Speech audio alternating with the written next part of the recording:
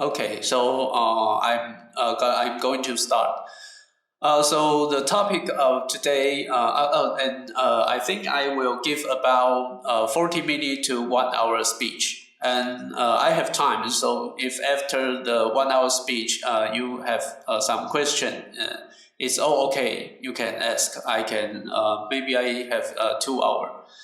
Yeah, the topic of today is static and dynamic endodontic navigation. And I am Dr. Su Ying-Hui. I'm from Taiwan. And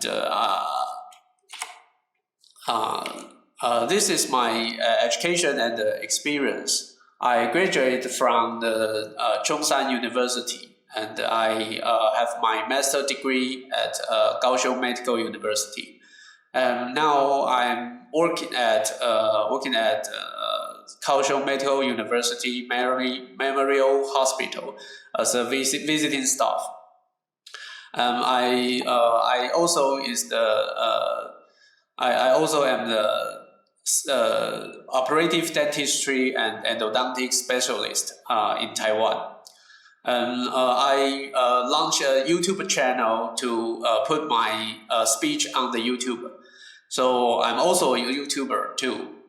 Uh, and this QR code can reach my YouTube, and I also has the social media like Facebook, Instagram, and Twitter. You can search that. And if you record the today's speech, that's okay. Because I will put this video on my YouTube after today. Yeah. So if you capture or recording, that's all okay. So if you are interested in the detail of dynamic and static navigation, my YouTube channel both have these two topic, the detail, but it's in Chinese. It's in Chinese. So the today topic is dynamic navigation and the static navigation. And the static navigation is also known as guided endodontics.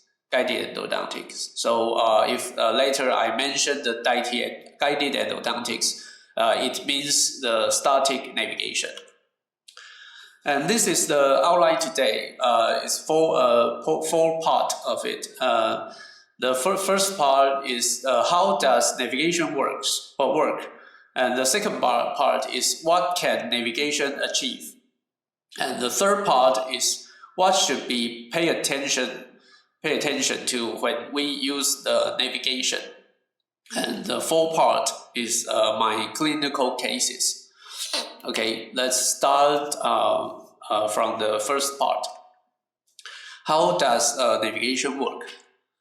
So I think if you didn't use the navigation for implant or for endodontic, I think it's more popular that you use the digital technology to create like processes like the veneer or the single crown. So the concept of this is we have reality tools, and we use the oral scanner, or you just impression and use the desktop scanner. That's all okay. So we use the oral scanner to take the reality information to the digital world, and we design the processes or workshop in the digital world and in the digital world. And we use the CAD/CAM or 3D print like Select Share Site or something like that. Just we use the CAD/CAM to manufacture our design, our STO file back to reality. So it's a cycle. This is a digital prosthetic treatment cycle. And the same concept can be used in the endodontic navigation or static or dynamic navigation. So we have the reality, just like your head, your skull. We use the CBCT and the oral scanner to capture your information of your bone, soft tissue, and tooth to the digital world. And we use the navigation or 3D printed guide to manufacture or use the information in the computer back to reality. This is how navigation works. And then we will, in two parts, that static navigation work and the dynamic navigation work. And we first start with the static navigation. That's called guided endodontics. So guided endodontic it's developed from the traditional guide. In traditional guide, we use the like ortho resin or the technician walks up, and we put some radial opacity like gala percha or cavitone, something radial opacity, and put in the patient's mouth and take the CBCT. This is a traditional guide. But after we have the digital technology, we don't do the arginate or some impression. We just use the intraoral scan and the CBCT scan and put that into computer and superimposition together. And we design the guide of a digital guide, and we 3D print it out. So this is the guided endodontic come from. It's come from the 3D print implant guide. And after we develop the 3D print implant guide, and the accuracy is better, and we slowly push from implant guide to endodontic guide. So this is one of the sample that guided endodontic or endodontic guide that can do. We take the tooth information and the pop information and the oral scan information, put it together in the computer. This shows that the pop is obliteration, or you call that calcification. So we are unable to reach the pop so apically.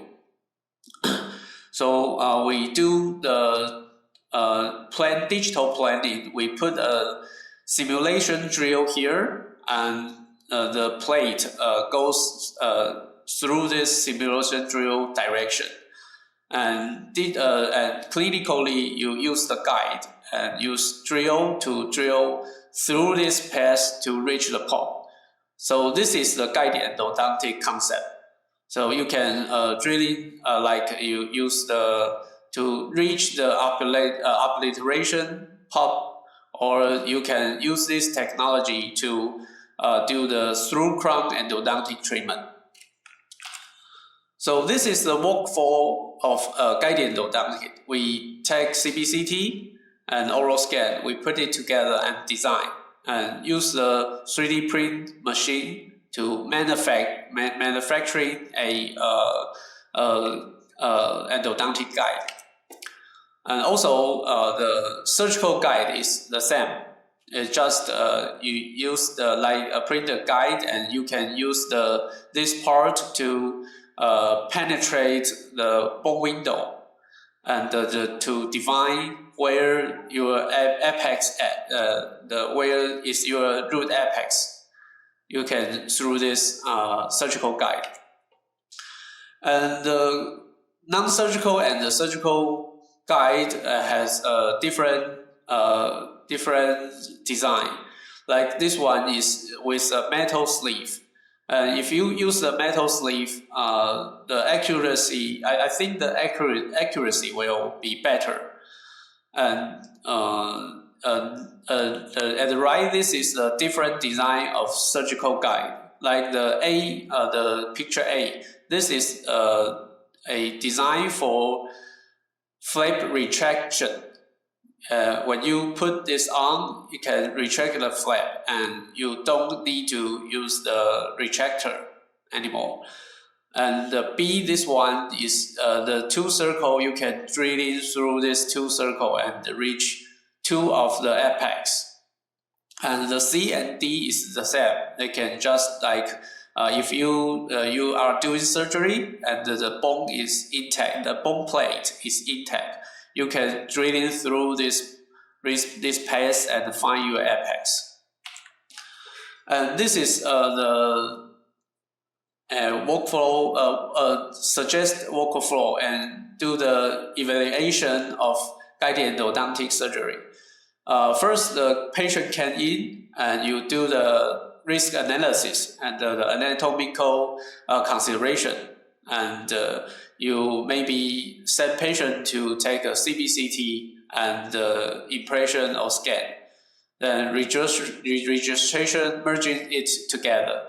And at this time, you can re-evaluation, because if after you take CBCT and the case is extremely easy, like the bone is penetrated by the lesion, or it's easy to do the surgery, then you don't need to use the guide surgery technique if the case is simple. And so you after re-evaluation, you can go to the surgical plan and do the final digital plan and do the template fabricate and check the model on the case or the patient, and you do the guided surgery. This is the workflow. You can evaluate whether this patient is suitable for the guided surgery or not.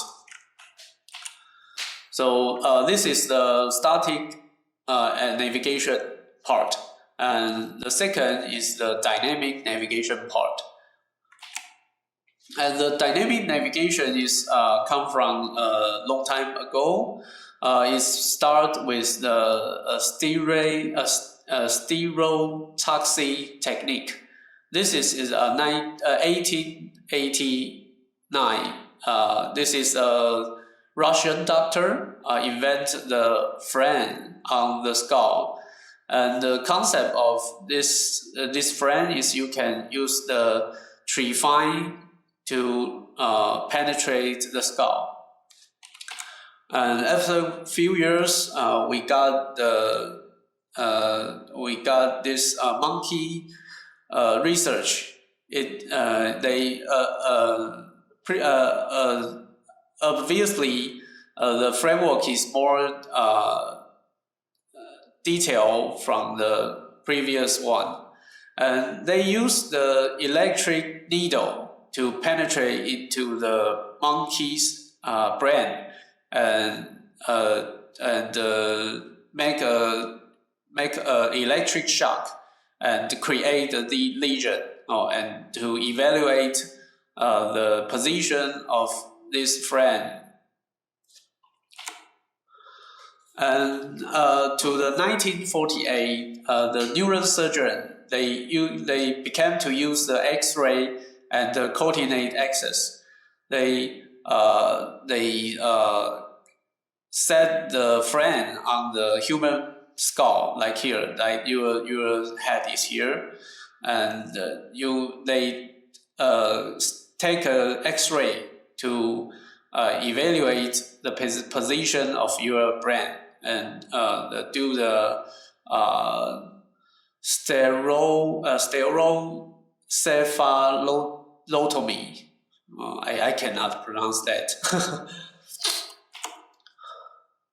And after that is 1983.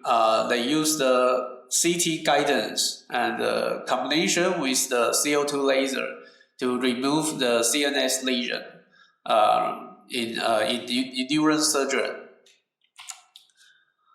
And after that, in 1998 and 1994, they develop the frameless. Like this is frame, and after that they developed the frameless technique. It's more like it's similar to the navigation we use today. This is the camera, and they have the forceps with LED light. The camera will capture the LED light, the position, and to show in the computer. And after 1990, the stealth station, the first generation of stealth station is a sonic base and use the microphone array to navigate. And after the stealth station is still used in hospital nowadays, like the S7 system and the S8 system, the newest, is still used in this navigation system is still used in the neurosurgeon nowadays. It's the same system from the first generation. So we see this is because the dental navigation is maybe it's come from is the neurosurgery. So in 1991, I can search the paper. It begins to appear that the CBCT and the implant planning is become a reality in 1991. So the first article I find is 2000. They have a patient tracker attached to the mandible, and the probe of can do the registration, and the handpiece with the tracker. So you can see that in 2000 year, the navigation system is very, very similar to the navigation we use today. So this is the first part of the navigation. How does it works? And the second part is what can navigation achieve? So let's see some clinical article. We first start with the non-surgical one. This is a root canal obliteration cases. You to reach the pop so apically is difficult, and the path of this is classification. So in 2015, this paper used the 1.5 millimeter drill, and it is a implant pilot drill. So at the first, we do the guided endodontic with implant drill. And in 2018, we start to use in the posterior tooth. This one is to locate a palatal root and the root canal. And we also use the guide with ultrasonic tip. So this is a case report in Australia Journal. It's 2018 to reach the calcified canal of posterior tooth with the guide with ultrasonic tip. And there is also some different design like this. They use the guidance and put a metal wire within the sleeve, and they put flowable composite resin in the pop chamfer and put the sleeve and the metal wire into it, like you. But they don't use the bonding agent. They don't want to the resin to stuck in there. But you do this, you put the flowable resin here and put the guide with metal wire, and like you, then your guidance sleeve will extend from the guide to the pop chamfer, and after this, the guidance will be more accurate. and this part is the dynamic endodontic navigation part. So the concept is the same. You set a drill pass in the dynamic navigation machine, just like you set a pass in the guided endodontic. You use the the only difference is this is with a plate, and dynamic navigation is with a dynamic system, and you can see what happened in the computer.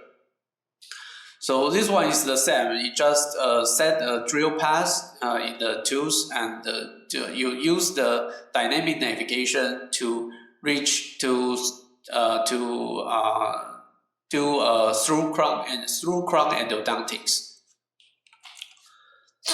This is a different design of the guided endodontic part. This one is they use the blender. Blender is the software of the dental software. The software of Blender to create a sleeve. They have a railway to match with the handpiece on here. So, but it's still the same concept of guided endodontic. It just looks differently. Yeah, and it reached the calcified premolar. And this is a endodontic. This is a navigation case to do the through crown and through the post. So if clinically, I think this case maybe you can consider the apical surgery, but the navigation system, you have the different option of treatment plan if you have navigation system. So you can penetrate the post through the navigation system and do the through crown endodontics. And after the non-surgical part, this is the surgical part. So the surgical part concept is also the same with the non-surgical part. It just you use the more bigger diameter drill. You also set a drill pass to reach the bottom of the tooth, reach the apical, and you remove the apical just like this, using the trifiber to penetrate the bone plate and remove the apex the same time. So you can see, as you can see, this is the implant trifiber. After you drilling with the trifiber into this two hole, you can remove the buccal plate. Remove the buccal plate and reach the apex to do the apical-ectomy. And another design of this apical surgery, this is different design. This is for the sonic piezo. Sonic piezo. They are going to treat the tooth number 15 and 16. They create two surgical plate. This one for the tooth 15, and this one for the tooth 16. And the root anatomy is drawn on the guide plate. This is the tooth 15, the tooth apex form. And this is the mesial buccal root and the distal buccal root of tooth 16. Let's see in the clinical case. They just put this guide on, retract the flap and put this guide and use the piezo to create a bone plate, to create a bone window. And they can directly reach the apex of 16 and 15. This is the microsurgery. Is also use the navigation system. Is Previously, this is used guide, and this use the dynamic navigation. The concept is the same. You design a drill path, and you use the dynamic navigation to reach the apex and do the apical ectomy. And this is Taiwan. Taiwan Wanfang Hospital in Taiwan. They publish in the Journal of Endodontics. And this is use the X-guide navigation technique to open the bone window and treat the mesial root of right lower first molar mesial root. And if you use the tree fiber, you can see that you remove a circle bone plate, and after you remove the root apex, remove the root apex, it's also it's rounded. It's like because you use the tree fiber. This can be seen in the list of my clinical case. And this is using the dynamic navigation to penetrate the bone plate and do the apical ectomy. And this is all the same. This is apical got apical lesion, and you don't remove the crown. You directly do the apical ectomy to treat the patient with the dynamic navigation. And this one is the most difficult one. The most difficult one I have seen to perform the navigation system. It remove the mesial buccal root and the distal buccal root and the palatal root apex at the same time.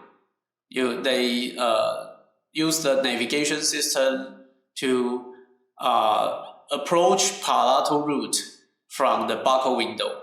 I think this is very difficult. I think if like this kind of case, I will consider the intentional replantation treatment. Okay, so the part 2 is what can we do with the navigation system? What can we achieve? I think that we can achieve this difficult case with navigation because when the case is simple or is easy, you don't need to use the navigation system or the guided endodontic. So you can see that in the article, it's more likely used in the posterior tooth, or used to reach the calcified root canal or through prosthesis endodontic treatment. So this is the second part of what can we achieve with the navigation system. And we are come to the third part. What should we pay attention to when we use the navigation system? We divide it in two parts. It's the same is the static and the dynamic navigation. We start with the static. When we use the oral scan, we have to know that oral scan has a distortion. Because if you use the static guide, the oral scan distortion will affect the accuracy of your surgical plate. I'm being told to if you use the oral scan, you scan only one to two tooths at once, and we from the posterior tooth to anterior and go to the posterior. So the oral scan is like you measure a runway with a small ruler.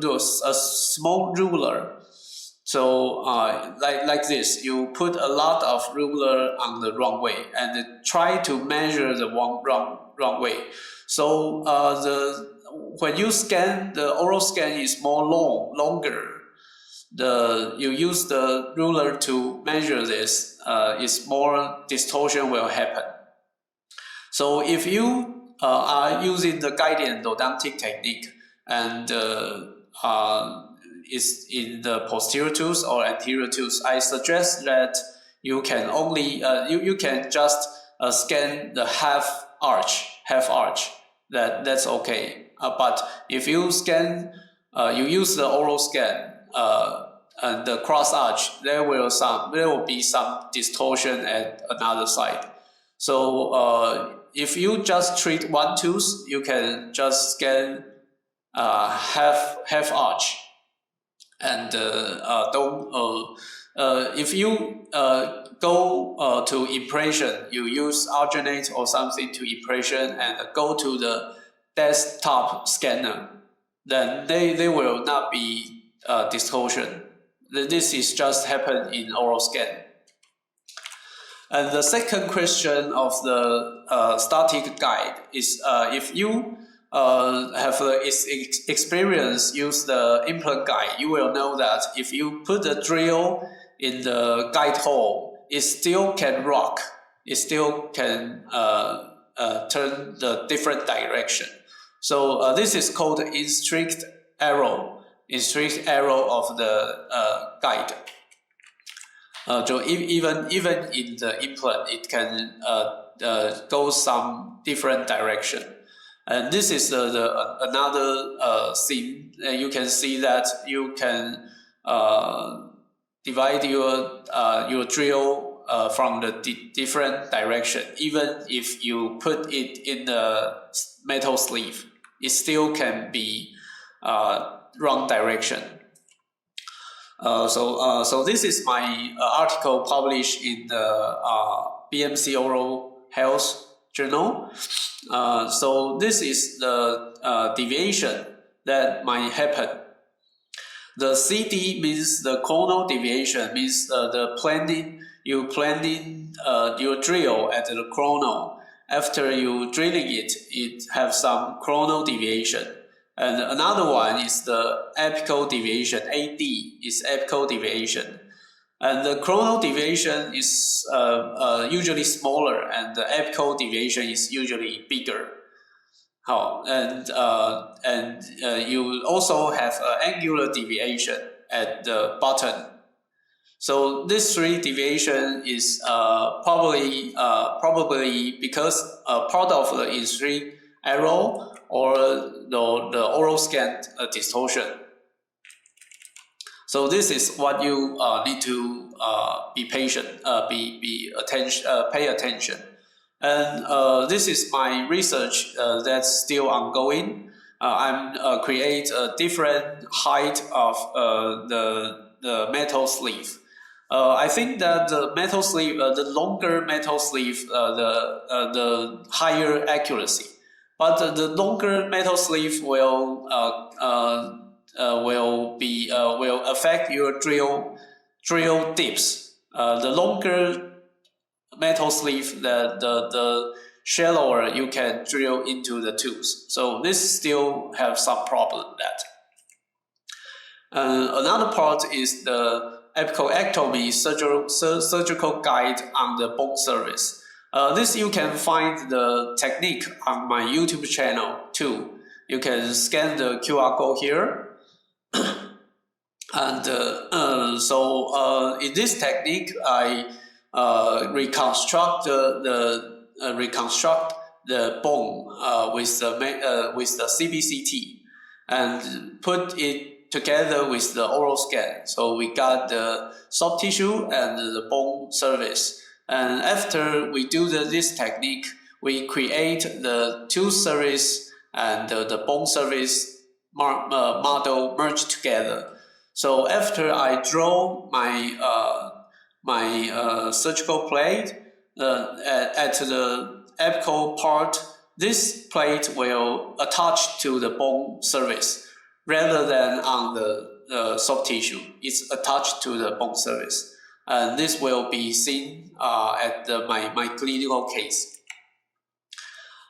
Oh, and we go to the third part. What should be pay attention of the dynamic navigation. And the dynamic navigation, the accuracy is affected by the registration a lot. If you ever use the navigation system, the registration is extremely important when you use the navigation system. If you, after your registration, you just touch anywhere to check the navigation accuracy. If it's not accurate, you cannot perform the surgical. And this is the paper that used the closed mouth splint and the open mouth splint. And the splint with a metal screw on it to do the registration. And after they do the registration, they just use like this landmark, 42, 43, 48, a lot of landmark to check the accuracy of registration. And this is the outcome of this paper. And by the way, my the reference is always on the bottom of my slide. And on the left, this is the closed mouth splint, and on the right is the open mouth splint. And the blue point is the registration point. And as you can see, if the surface is green, the accuracy is high. And if the surface is yellow, orange, or red, the accuracy is bad. So you can see that if you use the closed mouth splint, the accuracy is good in the maxilla and mandible area. But if you go to the back of the skull, the accuracy is not good. But if you use the open mouth splint, the back of the skull is okay. It's okay, but it's also not really good. And this is the graphic of the same journal of this one. It shows that the left image is the closed splint, and the right image is the open splint. And you can see as the distance from the center of gravity increase, the target registration error is bigger. It's a linear correlation. That means, and the center of gravity means like this picture here. You will use the red point is when you registration, the registration point you use, and the center of gravity is like this. When you do the different, you use the different point to registration, the center of gravity will move. And in this paper, they suggest that where you are treating your tooth, the center of gravity should be close to your operations area. So as you can see, the closed splint, the arrow is bigger than the open splint.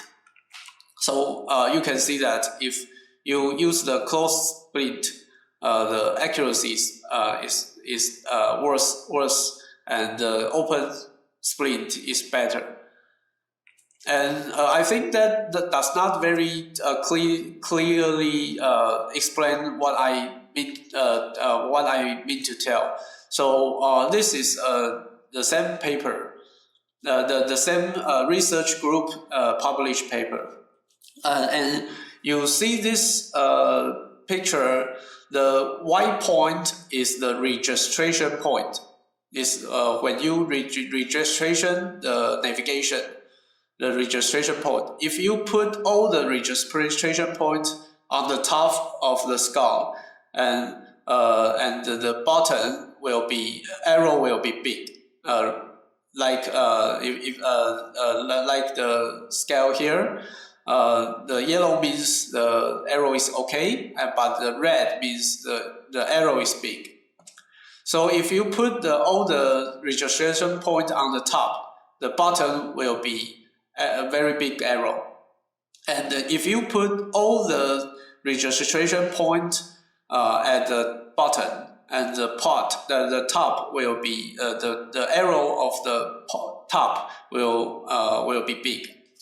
But if you put a lot of registration point on the bottom and put just two registration point on the top, the white point, and you can see the left upper part of the skull, left upper. The arrow is smaller, but the right upper top here the arrow is bigger. And in the G image, if you put the registration point at the bottom and just two of it on the top and the right, the left upper here the arrow will be big, but the right part of this will be better. So this you can correlation with the central of the gravity concept in this one. So let's take it this way. If you are treating the right lower premolar here, this one in the circle, this one. If we treat these two when we use the navigation system, then the red point is, I think, that the registration point you should put in. You choose the two of it, let this 2 point be far away, as far as possible away from your area. Just two of it, but put a lot of registration point near the part of the near your surgical area, and the green point is the center of gravity of all of your registration point. So our purpose is to make the center of the gravity of your registration point close to your surgical area. So this one is better than this one. So if you use the navigation system, I think you don't put all the registration point averagely in every part of this. Like this, you get the center of gravity at the middle of the arch, but the distance from the center of the gravity to the surgical area is, this distance is more than this distance. So the left method is better than the right method. This is from this paper, the concept of this paper. So in the focus point of the dynamic navigation registration, they are 3 points of it. The farther apart the registration point are, the more accurate the calibration. And the second is, the further the operating area is from the center of gravity, the of the registration point, the less accuracy it be. The farther, I think this is farther. That means it means I think that you have to make your center of gravity as close as possible to your operation area. Okay, so it clinically simply say that is you put multiple registration points near the operation area, multiple, and just pick 2 or 3 point position away from the operating area, and as far apart from each other as possible, like this, just like this. Okay, so this is the navigation, the dynamic navigation we should pay attention to. When you use it, you should pay attention to this. And this is because we have a lot of tools like loops and microscope and like static guide or dynamic navigation. We have a lot of tools in nowadays we treat the endodontic, non-surgical endodontic. So this is my concept to when you where you reach the tools, you should use what tools. Like if it's count from the occlusal plane. If you use your naked eyes, you can just reach from the occlusal plane to about 5 to 8 millimeter, and that will be difficult to see after that. And if you use the loops, you can see under the occlusal plane is 8 to 10 millimeters. And if you use the microscope to dealing with the calcified canal, I think that can reach about 10 or 12 millimeters from the top of occlusal plane. And the static guide, because you use the static guide, it got a thickness of your guide, so it can just reach about 30 millimeter from the occlusal plane. But if you use the dynamic navigation, you can get about 16 millimeter from the occlusal plane. And the last 3 millimeter, I think we should use the apicoectomy to dealing with the apex. And this is I think is my full picture of this. And in Taiwan, we got 3 type of different navigation system. It's X-Guide, Navident, and EPAD. These 3. And I rather to say that X-Guide is like Apple. They are very they are closed system. But when you use it, you will feel it's easy to use. It's easy to use. And the Navident, I will say, is like an Android phone. It's open system, but it's not very smoothly. And the EPAD is also like Navident. And I don't know if you know the HTC. I think the EPAD is like the HTC. It's a cell phone brand in Taiwan, but it's not very good. But it still works, and it's open system. So let's see the X-Guide, you can use the high-low speed and the motor, but the X-Guide, you still cannot use the ultrasonic tip in X-Guide. And because it is it's closed system, so X-Guide you only can use the Carvo or WNH, and NSK handpiece is the big brand, the famous brand of the handpiece. It's closed system, and it is difficult to use with the microscope because the camera head is too big. But the fluency of the software is very good, and it's Linux software. And the X-Guide is more implant friendly because it combined with the Nobel BioCare system, so it's more implant friendly.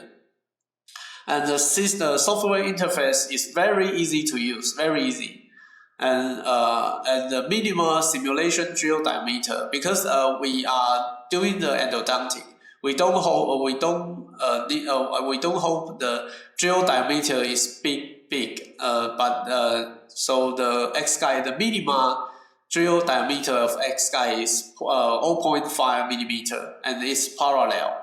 And the technology use the blue light, and the problem is the camera head is too big. And in Navidance system, you can use rather high low speed motor, and you can use ultrasonic. And also EPAD system, you can use ultrasonic. And because this tool is open system, so all brands handpiece is available. And it can be used with microscope because the camera head is not so big. And the Navidance is endodontic friendly, but the EPAD is the endodontics is still under development. And the software interface of this tool is acceptable, but it's not easy to use as X-guide. And the minimal drill diameter you can set in the Navidance is 1 millimeter, and the EPAD EPAD is 0.3 millimeter. This is the only advantage of the EPAD system, the only, and the other part is worse.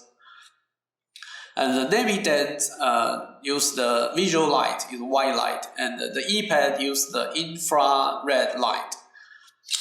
And the problem of the Navidance, I think, is the patient tracker is insufficient rigidity. It's a little bit soft. And the problem of EPAD is user-unfriendly interface. So we come to the about the conclusion of the static navigation system and the dynamic system, the dynamic navigation system. Generally, the static navigation is hard to plan but easy to execute. You take a lot of time to plan it, but when you use it clinically, you just to put it on and execute. That's easy. But the navigation system is easy to plan and hard to execute. When you execute it, you are doing the navigation system, you take a lot of time to do the registration and the verify. It takes times in clinically. And the static navigation is cheap, and planning takes times. And the dynamic navigation is expensive but very fast. If patient come today, the patient takes CBCT, and you can very fast you can do the surgical that day. It's very fast. And static navigation, you can use low speed and ultrasonic. And dynamic navigation, you can use high speed, low speed, and ultrasonic. Static navigation is easy to correct off track, but the dynamic and the static navigation should be considered. When you design the guide, you should be considered the rapid coverage. And the dynamic navigation, you can change your treatment plan real time, and it takes time to correct off track, because if you move to you move the patient track or it's off track, you have to registration it again. And in non-surgical endodontics, the static navigation restricted by the guide thickness, so it can down to 10 to 13 millimeter from occlusal plane. And the dynamic navigation don't have the guide thickness, so it can down to 10 to 16 millimeter from occlusal plane. And this is an advantage in posterior tooth with a non-surgical endodontic with dynamic navigation. And the apicoectomy, the static navigation have some advantage that the surgical guide can retract the flap, make the drilling is easier. And the dynamic navigation will happen. What happen will you drilling on the angle will make they difficult to align with the navigation. So what causes the drilling on the angle? This is one of the YouTube YouTube. So if you drilling on the angle like this, uh, it will deviate. So if you use the dynamic navigation to drilling on the bone, you have to just punch a little bit into the bone and to change the angle. But I think personally, I think this movement is difficult to achieve in the dynamic navigation. So I think personally, I think this is an advantage when you use surgical guide static navigation in apical ectomy. Okay, so we come to the last part of the clinical case. I think it's over 1 hour, so I will go fast in clinical case. And if anyone got question, or you would like to see the clinical case more detailedly, that's okay. We can finish this and ask question after this one. So this is a static, non-surgical navigation cases. We got the distal root, distal canal got patency, but the mesial canal not. And the mesial root, we take the CT, we take the CBCT and reconstruct with the 3D model. So you can see this is the drill path that we try to approach the apical pop, but this direction is already wrong. So we do the static navigation design and put 2 drills to go through the calcified part of the middle of the root canal. And because this is executed by a resident of my student, so we do the 3D print model first to try the guide for the resident. And this is the 3D print model, and we cut it into slice, and you can see this is the path we find, but it's not in right direction. And this is a guide, and this is the clinical video of we are executing the guide. We use the low speed, and this is the Muse Discovery bird. If you would like to see what the bird I use, you can find it in my YouTube. And this is the early cases. So when I designed the static plate, I didn't think of the rublet coverage. This is I think the 3rd case of the guided endodontic of my cases. So I didn't think of the rublet, but after this we designed the guide coverage. We have to consider that the rublet application. Okay, so this is the microscope image. The black one is the right path, and the white one is the wrong path of the direction previously located by the doctor. And after we use the guide, we penetrate directly on the pop floor and reach to the bottom of the root canal. And after this, we fill in the tools, and you can see that after follow-up, the apical lesion is getting better. And this is another non-surgical treatment cases. This is retreatment, and because it's these two have other canal has gutta percha, so we only need to use the guided endodontic technique in only one canal.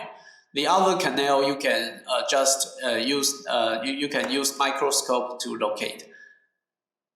So this is the CBCT. You can see 1, 2, 3, these 3 canal, and this one is difficult to find. So we executed a mesiolingual canal to use the guided endodontic technique. So this is what it look like, and this is the guide plate, and this time I put a metal sleeve on it, and this is a microscope image. This is the mesiolingual. We didn't drill. After we use the guide, we drill this hole, and this is the GP. The gutta percha is all removed, and this is the finish after the treatment. And this is a microscope on the microscope image. And after follow-up, the lesion becomes smaller. And we go to the surgical part.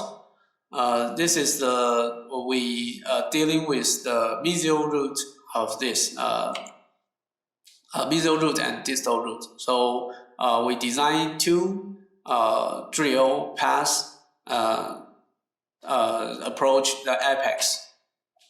And this is a video.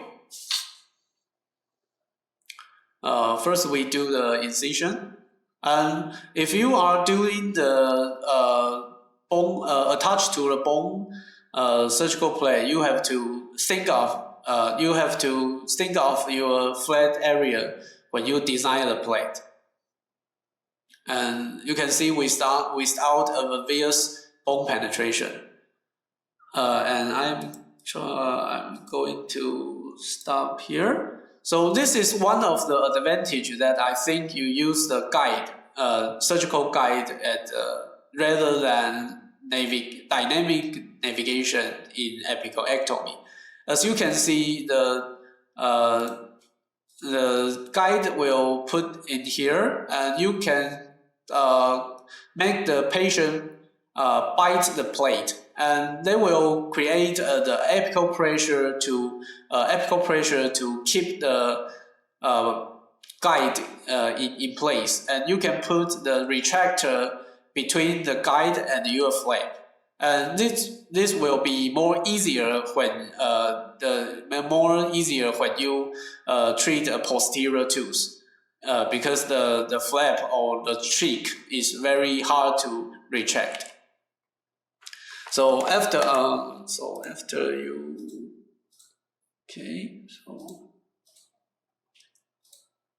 so after you drill this, you can remove the circle, the bone segment. It will appear like the wrong one. And after that, you can continue drill. You can just remove the two segment, and it will be like a little bit round. And this is gutta percha 1, 2, and this two drill hole. And after that, you can you still use the microscope to check this is mesial root, distal buccal root. And this is we got isthmus here, so we prepare the isthmus and fill with the MTA, and we put the gel foam, the collagen, and put the bone plate replaced to the position. And this is a post-operative, and this is a 6 months operative, post-operative. You can see the lesion is healing. And this is the dynamic navigation of the 46 to treat the distal root. This is we planning to reach the distal root. This is the drill path, and this is we execute the treatment. As you can see, this is X-guide system. And the X-guide system is easy to understand that which angle you are going to, and the target is right here. So the X-guide means this X. This is X.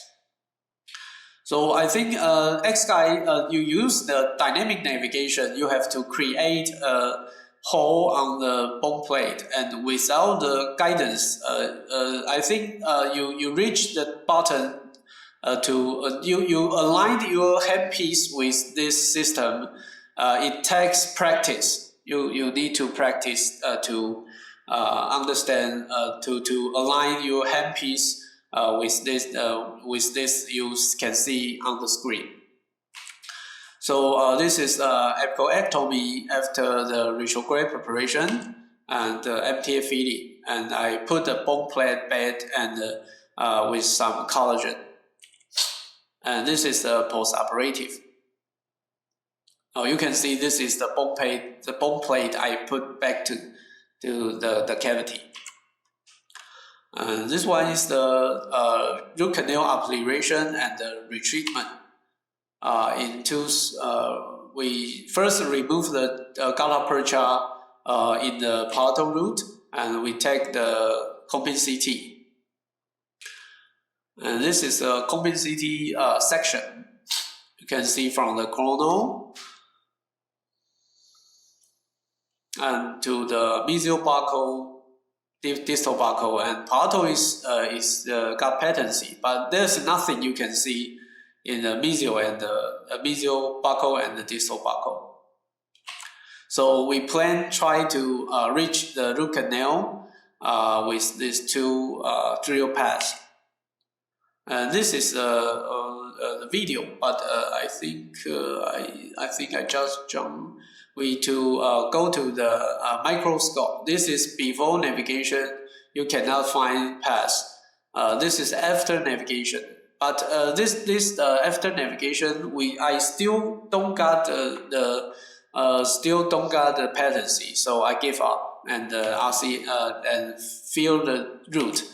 But this case shows that although I still don't got the patency, but I didn't create some perforation or stripping perforation.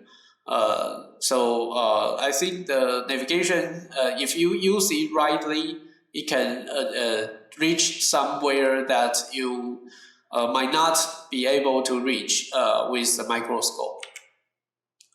And this is a navigation surgery with these two drill paths. And this is what we dealing with this case. And I use this is a patient tracker, and I use the Impregon. It's a polyether impression material.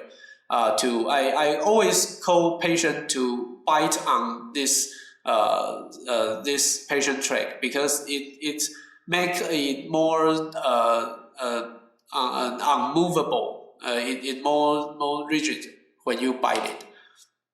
And this is the case after we retrograde preparation and fill with MTA, and we replace the bone plate. And this is the after post operation. And this is the 3 months, 6 months. We can see the 6 months. The apical lesion is disappear.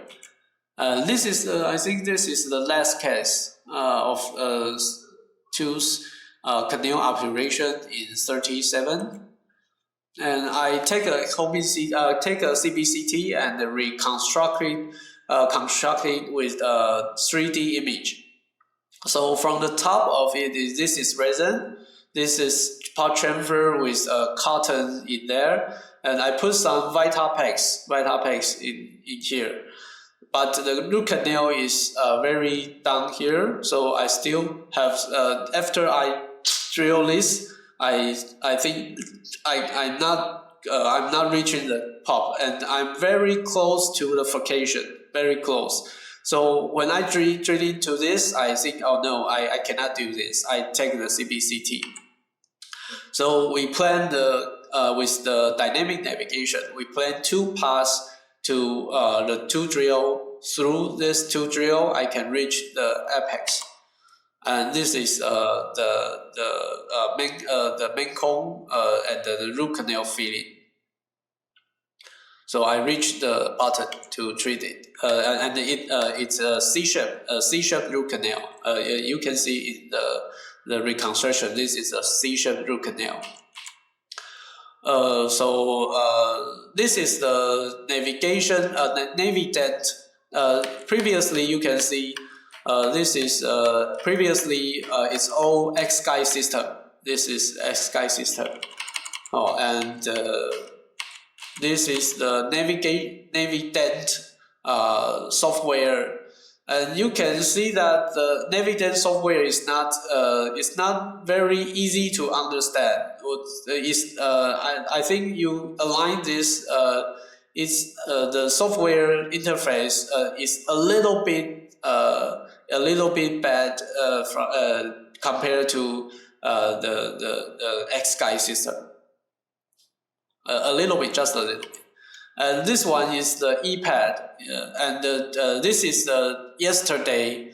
The ePad create. This is the microscope image. They merge the microscope image with into the interface of the navigation system. So you can, but it has some time relapse. How to say that? The lag lag. It happens some lag when we both use the microscope image and the dynamic navigation in the same time. And this is not per patient. It's a model. It's a tools and model. And this is the endoscope that I will be giving this speech in the APEC too.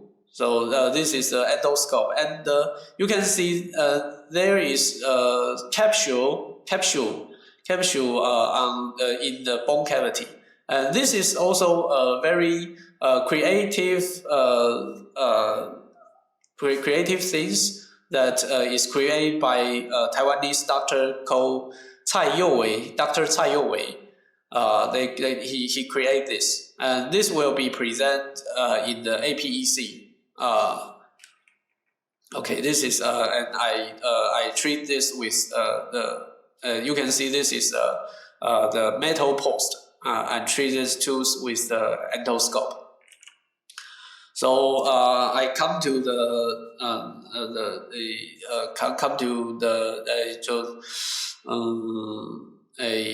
we have the APEC event at Taipei at August 25 to 27.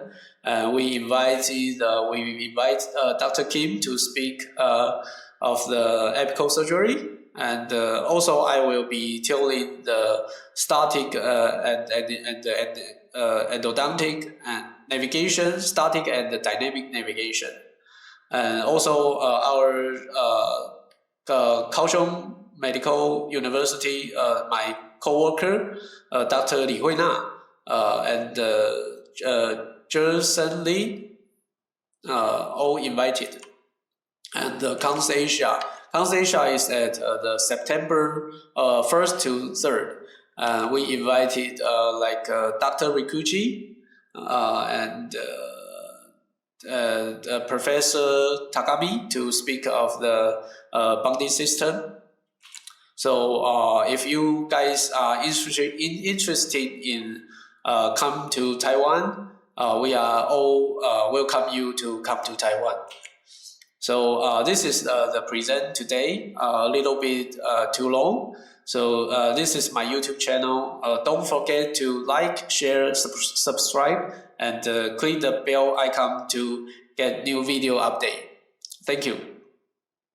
Hello, can you hear me? Yes. Dr. Su? Yes, Dr. Thank you, Dr. Su. Thank you for the excellent presentation as always. And also thank you, Dr. Lai and Dr. Kim, for the hard work in putting together this event. Dr. Su is a pioneer in Taiwan in the use of guided endodontics. He has completed numerous excellent clinical cases and is dedicated to education and sharing. I've heard Dr. Su's presentation many times, and each time they have been outstanding and extremely insightful. I enjoy the interactive sessions and the engagement with the partners of University of Pacific. And here is a question for Dr. Su. Yes. Today you introduced two methods, dynamic navigation and static guided endodontics. And which method do you prefer, or in what situations are there indications? Do you have any advice or experiences to share? How do you choose from dynamic navigation or static guided endodontics? Which one do you think is more accurate? That is my question. Thank you. Okay. Thank you, Dr. Liao. So, actually, because I'm still learning too in this two topic. At the first, I began to use the static and the dynamic navigation. At the first, I just randomly use them because I just want to try these two different technique. After I have performed about maybe 20 cases, both 20, maybe 10 cases in static navigation and 10 cases in dynamic navigation. After I try that, I think the either one is to use in difficult cases, whatever it is, like difficult surgery or difficult root canal you cannot reach. Either of these two techniques, both is to solve the difficult question, like through crown endodontic or the posterior tooth calcification. So if you doing the non-surgical endodontic, in posterior tooth and reach the bottom of the root canal, I think you should choose the dynamic navigation. And if you are dealing with the posterior tooth, the surgical apicectomy posterior tooth, I think I will choose the static navigation that's called guided endodontic in posterior tooth. So I think this is the only difference between the obvious advantage of these two techniques. Like dynamic navigation is the posterior non-surgical endodontic, and the static navigation in posterior apical. This is the only, I think, is the only obvious advantage of these two techniques. But if the case is not so difficult, I think the two technique is both available, and it has some difference attention to pay attention to. Like I said, you have to if you use the dynamic navigation, the registration is the key to very accurate execution. The registration. If the registration is bad, the error is big, then none of it will be accurate. So it's very important to do a good registration in navigation, dynamic navigation. And if you use the guided plate or guided endodontic, you have to you have to understand that the sleeve height, metal sleeve or sleeve height, and the oral scan registration to the CBCT. So it's different technique, and they have different focus point you have to take care of. And if you understand this too, then both this technique is very accurate. Thank you, Dr. Liao. Thank you, Dr. Su, for your answer. That makes me think of another question. Which drill is smaller? Which drill has a smaller diameter in dynamic or in static navigation? Preserve more natural tooth structure. Actually, I use the same tool. I use the same drill. I use the same drill in. I use the Muse Discovery Bird. in both. I use the same drill in dynamic and static navigation. But when I use the 0.4 millimeter diameter drill, I use the same. I all use the same. I use the smallest diameter drill that I can buy in Taiwan. But I use the same. But when you doing the planning of X-Sky or Naviden or EPEN, then you doing the planning in the navigation system. Although I use the 0.4 millimeter drill, but when I planning, I only can use zero point 0.5 or 1 millimeter or zero point 0.3. But this is good. So when I planning, the simulation drill diameter is bigger than the drill I actually used.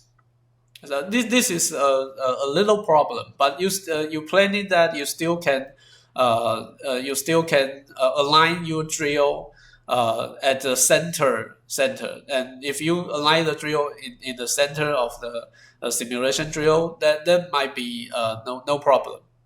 But I think the software should be changed in these two systems. And if you are if you are interested, you guys are interested, you can ask question, and I find the new Muse Discovery Bird for you. I find, yes, you can ask question. Yeah. Thank you for the fantastic event and lecture by Dr. Su today, and also with the partner of University of Pacific.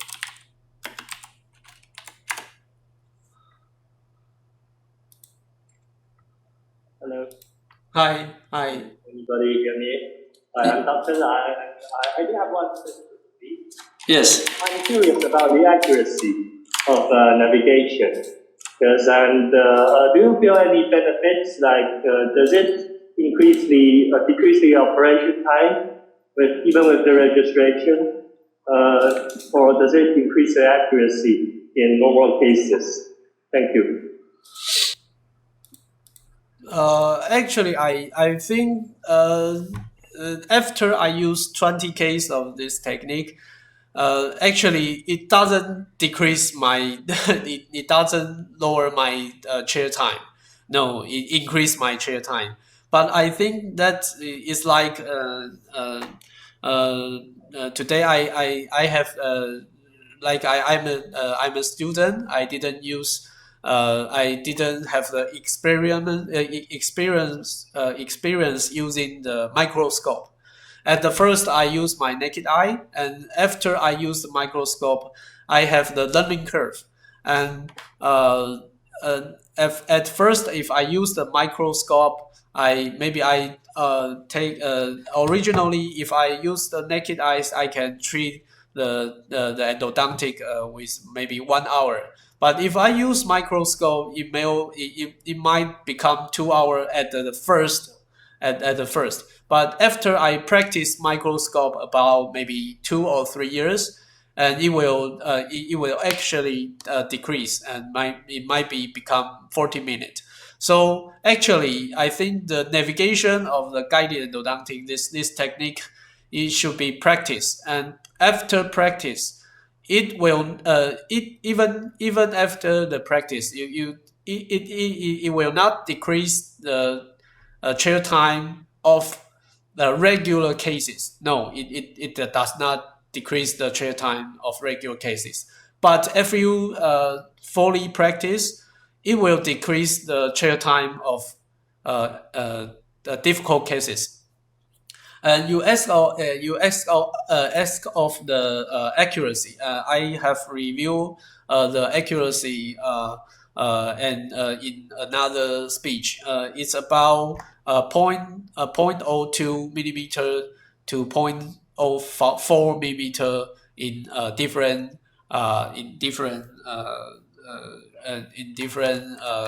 research. And yes, is that answer your question? Thank you very much. And can you see this? This is the burr I use both in dynamic and static navigation is called Muse Discovery burr. And I always use the smallest drill in the navigation.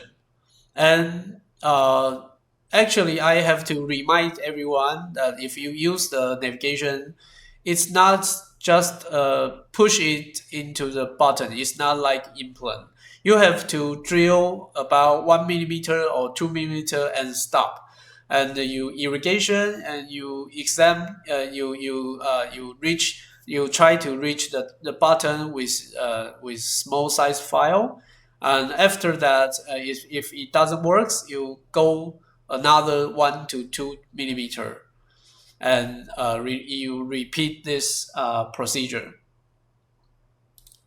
It's not very easy like the the present.